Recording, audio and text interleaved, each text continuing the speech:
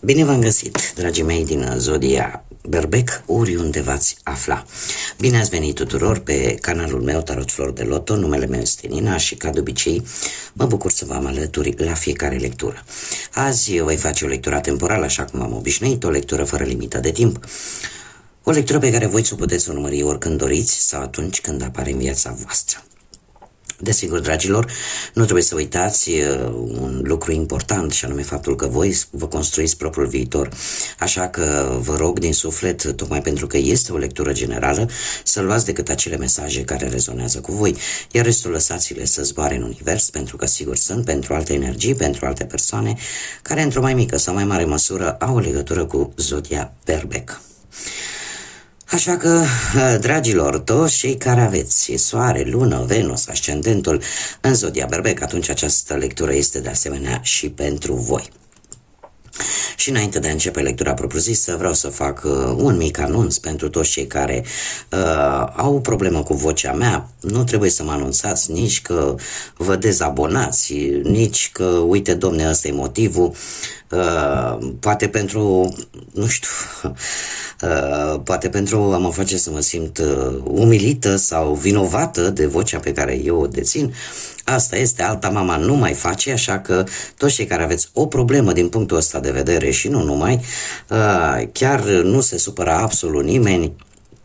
Așa cum vă spun încă de la fiecare lectură, da, aveți liberul arbitru, aveți libertatea de a alege, dar fără să încercați să umiliți și pe ceilalți. În general, prejudecățile vis-a-vis de anumite persoane pe care nu le cunoașteți personal și cu care nu știți nimic, practic, din viața respectivelor persoane, nu e chiar modalitatea cea mai bună de a comunica. Da? Cui nu-i place, asta este. Nu pot să plac, să fiu pe placul tuturor. Este un lucru cert, așa că eu oricum mi-am asumat treaba asta încă de când am început acest proiect. Bun, haideți să vedem acum, revenind la lectură și să vedem cam care este situația pentru voi, dragii mei din Berbec, cei care mă urmăriți așa cum sunt. Foarte interesant, mi-au căzut, nu știu dacă unii dintre voi în acest moment sunteți în pragul unui studiu, sunteți într-o perioadă în care încercați să deprindeți ceva nou.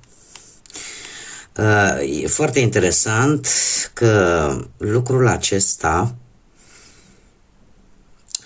este legat de o situație care vă va adus destul de multă suferință în urma unei pierderi. Sau unii dintre voi ați învățat o lecție în urma unei pierderi. Bun. Un mesaj care trebuia să ajungă, sunt sigură, la unii dintre voi. Haideți să vedem acum.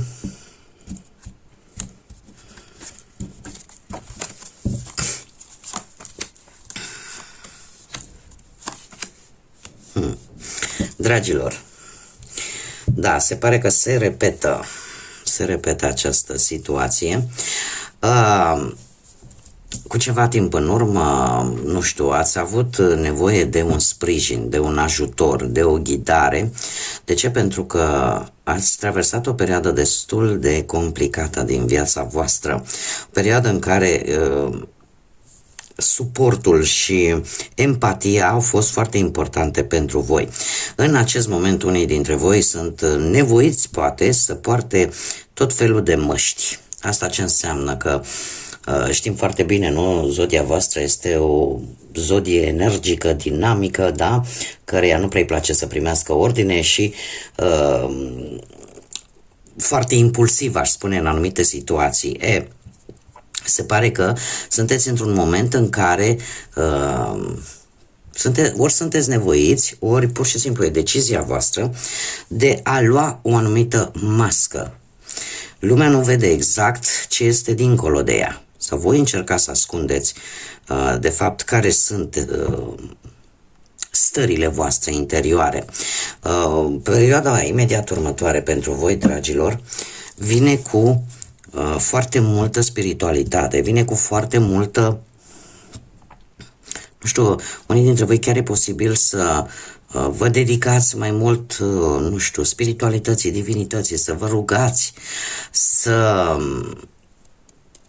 nu știu, poate să frecventați anumite zone de cult, da, nu știu, poate biserici, mănăstiri. Cert este că încă simțiți nevoia de o ghidare, dar o ghidare la nivel spiritual. Și este foarte interesant, aici avem numărul 58, care prin reducere pitagorică ne va da un 4, care vorbește de foarte multă stabilitate. Deci în perioada imediat următoare pentru voi organizarea va fi foarte importantă, veți face un pic de ordine, ca să zic așa, în anumite situații din viața voastră și veți fi mult mai planificați. De ce? Pentru că aveți nevoie de stabilitate, iar sunt mari șanse să apară un rezultat vizibil, da? Vizibil, pe o perioadă lungă de timp și foarte multă protecție divină.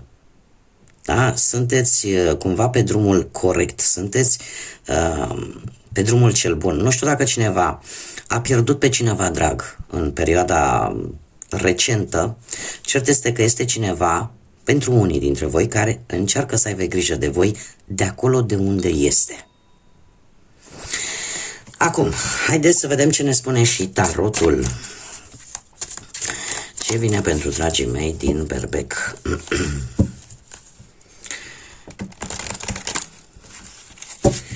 Ce vine pentru voi, dragii mei? Și începem, desigur, cu viața profesională. Cu viața profesională. În viața profesională, cu ceva timp în urmă, ați avut parte de, să zicem așa, de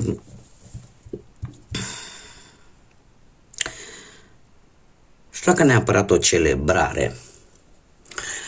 De ce? Pentru că un succes a fost. Asta este clar. Un succes la nivel profesional ați avut. Dar, paradoxal, cu acest succes, în acest moment, voi vă luptați un pic cu murile de vânt. Nu știu dacă ați avut ceva promisiuni, care la un moment dat au fost destul de lăudabile, care până la un punct lucrurile au mers bine. Da, cu acest 4 de bâte. Cumva ți-ai îndeplinit un anumit obiectiv. Da? Nu știu, ori că ai reușit să găsești de muncă, ori că au apărut mici îmbunătățiri la locul de muncă. Cert este că în acest moment, dragilor, voi treceți printr-o perioadă de foarte mare atenție. De ce? Pentru că cea mai mică greșeală poate să vă aducă repercursiuni destul de negative. Acum eu trebuie să vă spun un lucru care mie mi se pare și mai important.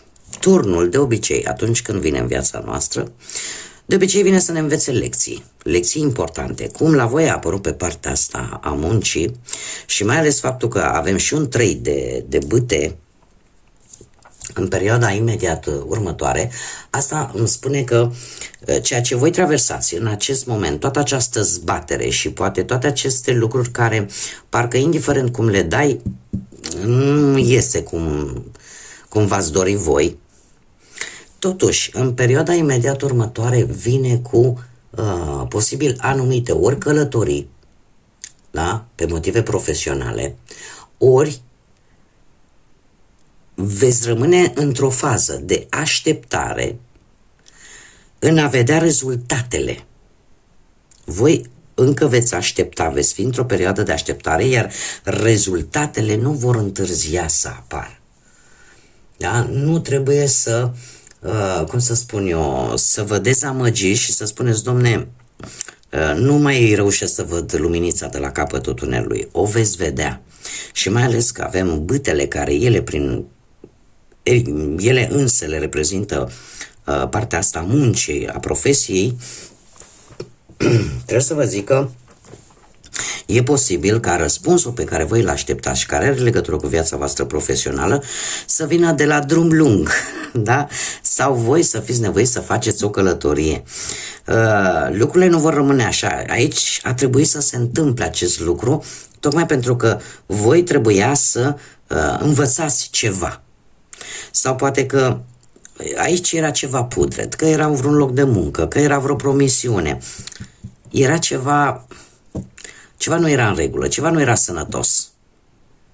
Dar nu trebuie să fiți dezamăgiți, pentru că lucrurile vor încet vor începe să se miște.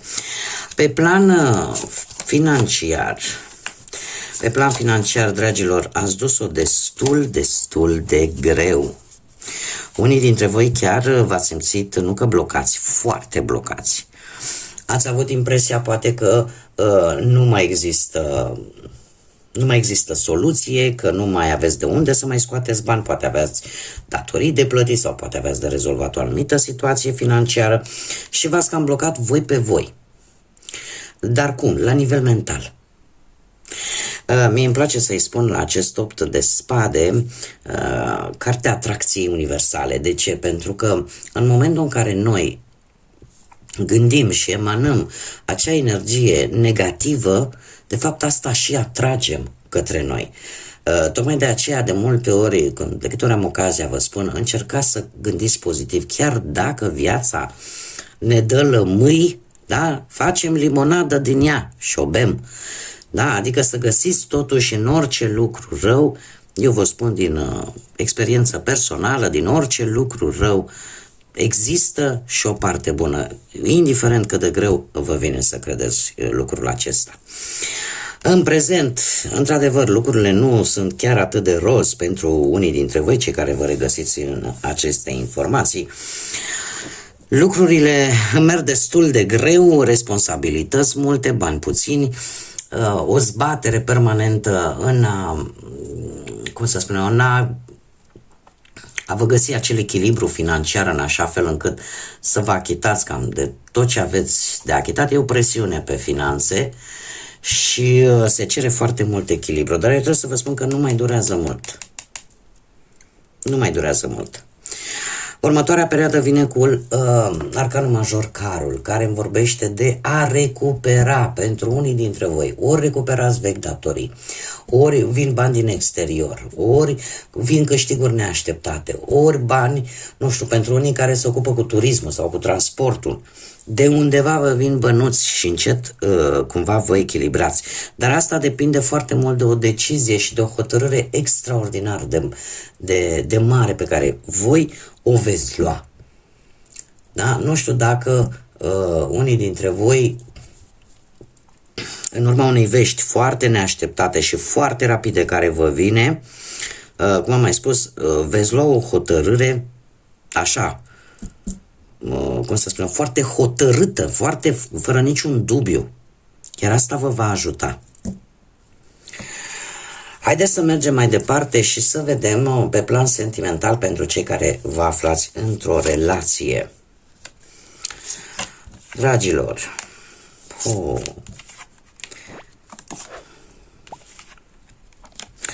dragii mei, mi-apare zodia Leu și, bineînțeles, voi sau zodia Săgetător, dacă rezonează cu cineva. În relație lucrurile se pare că ați făcut lucruri împreună, a fost o perioadă, cel puțin în ultima vreme, o perioadă destul de stabilă, destul de liniștită și chiar în prezent aș spune că nivelul de a comunica unii cu ceilalți este unul destul de bun. Nu știu, reușește poate perechea voastră să vă calmeze în momentele voastre cele mai dificile în care impulsivitatea ar da pe din afară, cumva reușește să tempereze, ca să zic așa, un pic temperamentul vostru în anumite situații. Șasele de cupe îmi vorbește de nostalgie, de locuri din trecutul vostru, de faptul că unul dintre voi chiar poate aveți o relație de ceva vreme, da? Și atunci acest 6 de cupe vine cu, cum să spun eu, cu un pic de nostalgie a trecutului. Ar fi bine totuși, din punctul ăsta de vedere sentimental, să încercați un pic să vă reorientați către viitor, dar nu vă hrăniți doar din trecut, pentru că nu e bine să rămânem blocați acolo, da? Să încercăm să vedem viitorul. Așa că încercați să ieșiți, pentru că unii dintre voi sunteți prea nostalgici. Prea nostalgie și ea bună, dar în doze echilibrate. Dar lucrurile merg, se pare, merg destul de bine și eu aș mai zice că posibil ca unii dintre voi chiar să vreți poate să vizitați anumite locuri din trecutul vostru, poate unde v-ați cunoscut, da? Bun, haideți să vedem pentru cei care sunteți singuri, cei care sunteți singurei. Nu știu dacă Zodia Balanță sau Pești vă spune ceva, dar ați traversat o perioadă destul de incertă, spune. Perioadă destul de incertă în care nu prea știați voi așa cam ce așteptări aveți de la o relație. Sau nu vedeați voi lucrurile foarte clar relaționate cu o relație de-a voastră din trecut. Și v-a lăsat așa, nu știu, un pic cu ochii în soare, un pic debusolați.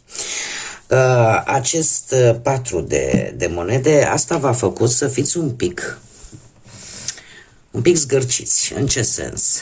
Să vă gândiți mai mult la voi. Să vă gândiți mai mult la voi și să încercați să vă stabilizați, poate, mai mult pe partea asta materială și să nu prea vă mai intereseze așa tare relațiile sentimentale.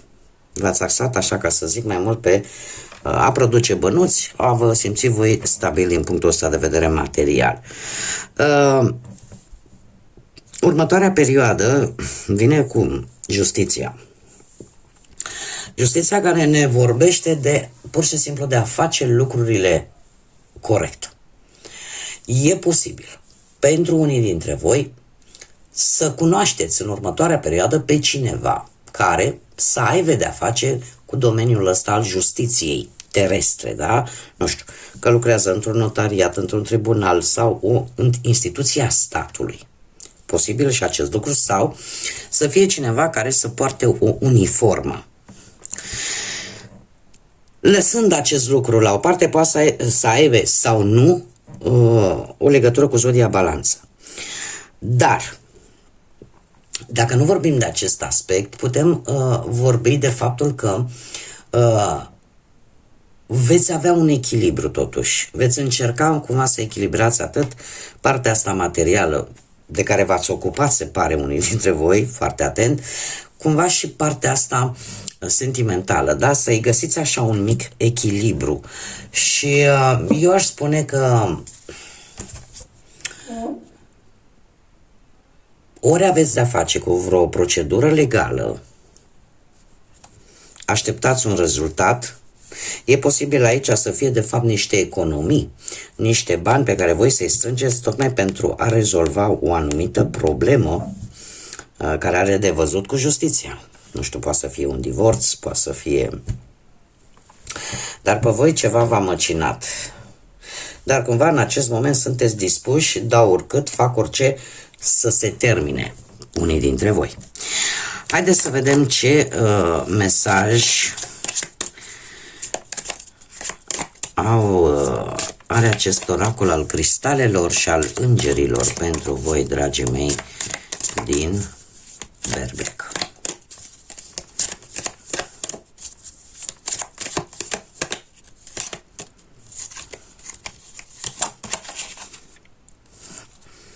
Sper să nu vă bufnească râsul, așa se numește, așa o citesc și eu.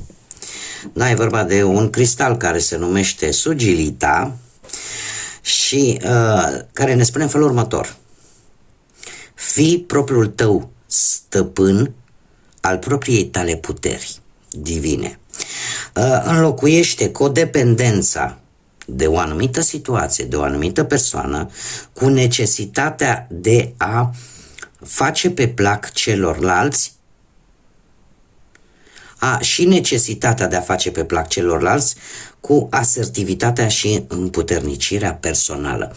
Mai pe simplu, ți se spune în felul următor, nu știu dacă culorile violet, albastru, galben, roz vă plac. Probabil că în momentul în care citiți această lectură, poate n-ar fi rău să aveți aceste culori pe lângă voi. Ți se spune pur și simplu, recuperează-ți propria ta putere. Ia-ți puterea înapoi. Nu trebuie să depinzi, trebuie să realizezi că nu trebuie să depinzi de nimeni, că ai puterea necesară să faci lucruri bune pentru tine și benefice și de asemenea nu este atât de necesar să faci pe plac celorlalți în detrimentul propriei tale bunăstări. Da? Așa că este un îndemn să te gândești un pic mai mult la tine. Acum am o surpriză pentru voi și vom folosi pentru prima dată aici pe canal zarurile astrologice. Și haideți să vedem ce ne spun sau ce informații suplimentare ne aduc aceste zaruri. Și avem casa a 12-a, Zodia Gemeni. Stați așa să fiu sigură cum se pune. Și avem pe Venus. Deci Venus, casa a 12-a și Zodia Gemeni. Asta ce îmi spune, dragilor?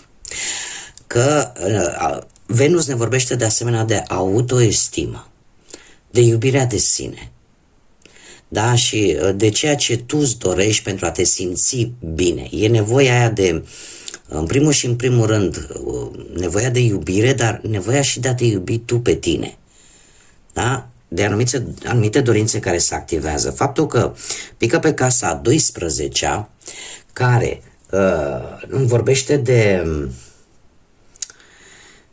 acel ceva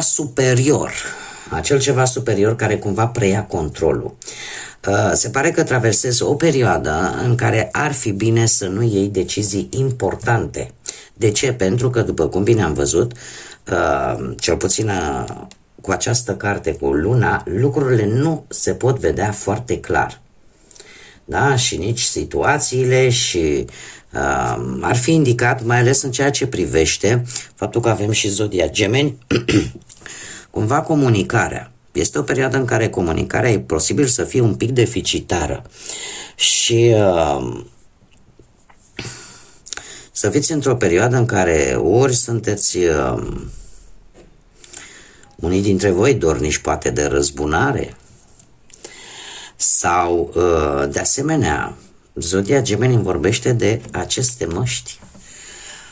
În general, Zodia Gemeni este o zodie foarte schimbătoare, care acum are o imagine, peste 5 minute se poate schimba la 180 de grade, așa că mare grijă, tocmai de aceea lucrurile se întâmplă cu un scop.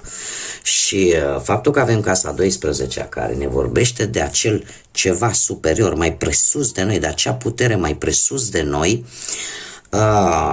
poate să aibă legătură chiar și cu karma. Sfatul, cel puțin al acestor zaruri astrologice, este: axează-te decât pe tine, lasă deocamdată pentru un timp, cât se poate, desigur, să nu iei decizii importante, da? Dacă poți să amână-le. Și, cum am mai spus cu Zodia Gemeni, se pare că sunteți foarte iritabili în această perioadă în care nu prea o să suportați voi conversații foarte grele, foarte sentimentale și mare grijă la tendința de a bârfi sau de a spune secrete. Da? Încercați să fiți cât mai axați pe voi și cam atât. Cumva este m-a indicat să nu dați din casă. Da, informații, țineți-le pentru voi, pentru o perioadă. Pentru o perioadă. Bun, dragii mei, că aceasta a fost lectura pentru voi, sper că v-a plăcut, sper că vi se pare interesantă folosirea acestor zaruri astrologice. Este ceva nou și pentru mine, m-am studiat să pot să vi le aduc și să fie ceva nou. Așa că nu rămâne decât să vă urez toate cele bune, nu uitați, pentru cei care nu s-au abonat și își doresc să se aboneze și n-au nicio problemă cu vocea mea, eu îi aștept cu mare drag aici să fim împreună la fiecare lectură, cum de asemenea nu uitați de like-uri, distribuiri și desigur cu mare interes aștept și comentariile voastre. Până data viitoare când ne vom reîntâlni, numai bine să aveți parte și multă energie pozitivă, cum de asemenea ca de obicei să fiți iubiți, dragilor.